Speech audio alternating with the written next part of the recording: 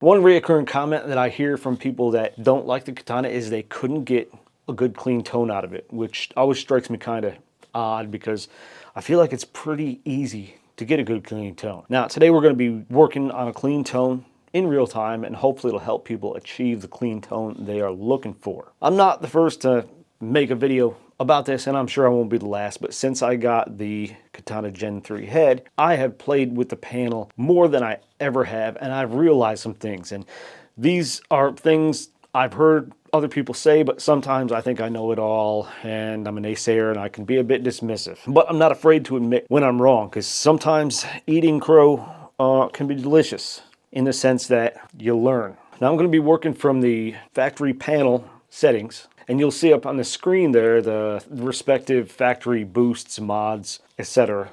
up there that are on the panel when you put it on the panel from the factory. Now, if you're working from another preset, they're going to be different. If you don't like the particular settings on the panel, as far as what boosts and mods and effects that you have available, you can always go into Tone Studio and change that and save it to the panel, as well as turning on global EQs and the noise suppressor. Before we start, consider the guitar that you're using. All pickups are not created equal, and some will sound way different from the next.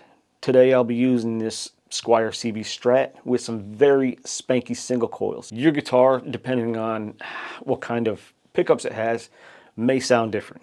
My Gen 3 head is running through a blue guitar fat cab, being mic'd into Studio One with an SM57 by Shure, the good old classic SM57. So let's get started. Now, the first thing that I heard many times ever since I've owned a Katana is that the best way to use this amp is to turn the amp volume all the way down and then the master volume all the way up, and then use the amp volume over here to ease into it to your desired volume. I always thought this didn't really make much of a difference, or any sense for that matter, but I was wrong. When you do it this way, it actually does seem to act and sound more like a tube amp, where the amp volume is so much more responsive from the very beginning, and it just seems to have a lot more balls. Does this apply to every tone? You'll have to use your own judgment, but I'm going to play with the concept a little bit going forward on my other tones. Stop. This is very important. Now, if you use this maxed master method, that's kind of hard to say. You need to keep in mind that if your master is all the way up and you load a preset to any other channel, the amp volume within that preset might also be cranked, and when you go to play it, you may risk damaging your speaker or your ears.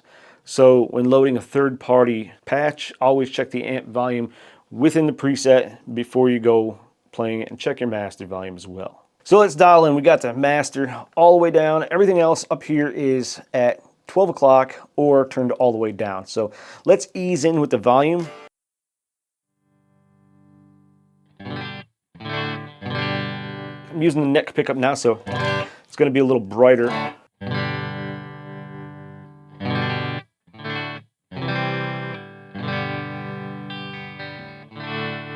Switch to neck. It's a little bit bigger, a little warmer.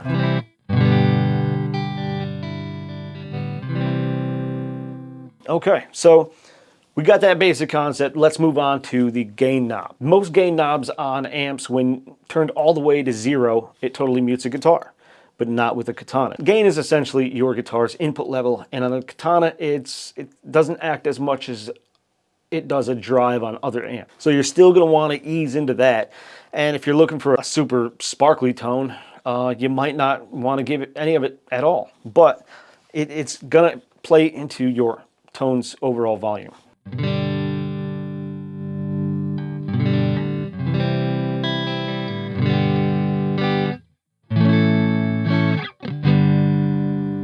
We are on the clean amp. I think I already said that, but we're gonna crank up that gain some more.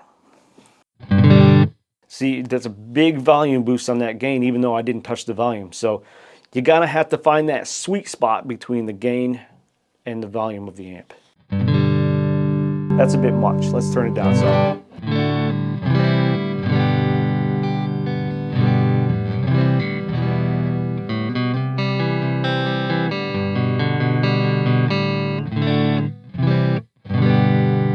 think that sounds pretty good right there. Before we go any farther, why don't we add some reverb before we get to the EQ? So the reverb we're going to be using here, it's on green right now. I don't want to use the green one. As you can see up on the screen over here, wherever I'm going to put it, I don't know.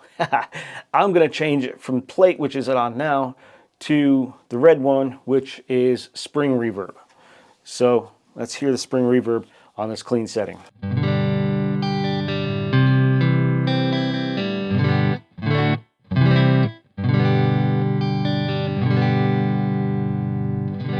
Now, lastly, the amp EQ, the bass, middle, and treble.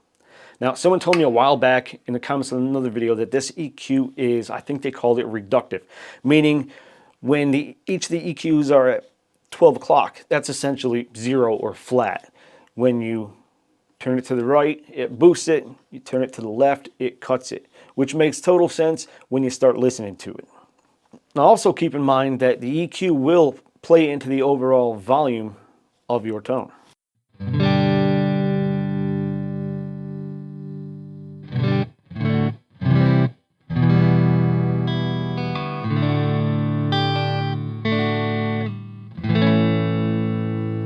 Add some more mids, boost the mids up there some. I think that sounds good. Now how about we add some boosts and effects? So let's add the boost. The very first boost we got is going to be the blues drive. And when you make adjustments to these knobs on the panel, within Tone Studio, or within the amp rather, you can see it in Tone Studio if you use that as an interface. The knob here just increases the drive. There's already a factory preset on the tone and the levels, so that knob just increases the drive. Other boosts, it might do something a little bit different. Now, the mods and effects and time-based mods like delay and reverb, it affects, I think, the first parameter as well, which is usually like a time-based effect or sometimes a level. Reverb might be more of the level. I'm not sure. You have to play around with that yourself. So we got the blues drive, and I might have to turn the volume down because it drives it quite big.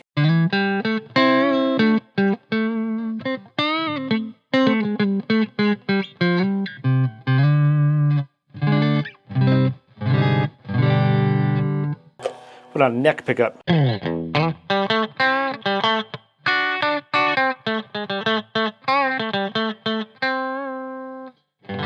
Let's add some chorus to it. So the first mod is a chorus. Let's turn it up to about there.